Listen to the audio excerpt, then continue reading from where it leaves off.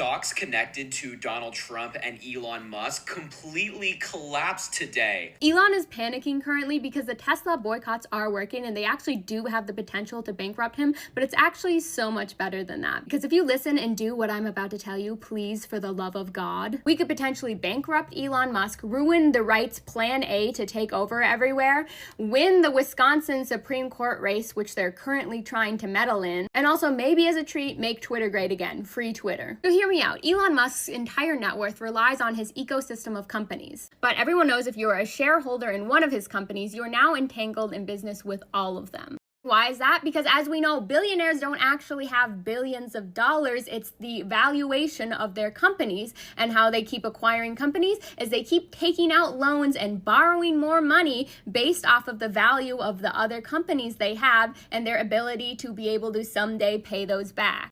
If you do enough digging, you'll find that Elon Musk has a bunch of different mortgages and loans that he's taken out. And what is he using to back these loans and promise the banks that he can someday pay back all of this money? It's hard to say on record for many of them, but we can guess, because when he took out loans to acquire Twitter, he used more than half of his Tesla shares at the value that they were as collateral for that. For that one, he even dipped into SpaceX a little bit. So the banks give him loans under the promise that his stocks are a certain price and he could pay them back. But when his stocks start to drop and they're no longer holding up their end of the bargain, he starts to panic because you don't want to default, or whatever the term is, and have to file for bankruptcy because you can't pay back those loans, which would put all of his businesses at risk as well. But why is the White House now panicking and having the president essentially do car commercials on the front lawn? Well, I'm so glad you asked, because this is where we come into play. The Supreme Court race is coming up here on April 1st in Wisconsin, and Wisconsin is often seen as a test state for the rest of the United States because it's pretty evenly split down the middle, red and blue.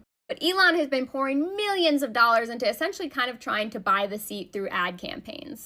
Another issue, there's a lot of extreme things that are at risk here in Wisconsin, and it's supposed to be more of a bipartisan seat, but the two options are Susan Crawford, who's pretty bipartisan but a little bit left-leaning, and Brad Schimmel, who is wildly right-wing. You can guess which one Elon is pushing for, but overall, this is sort of like a test to see if the right can just have Elon continually pour money into buying seats across the nation. Two things need to be done here. First, you need to get the word out in Wisconsin to show up on April 1st and let them know that you can't just do this. The rest of us all need to keep doing this right here. Because obviously it's working, and they're panicked that their plan A is about to go straight out the window.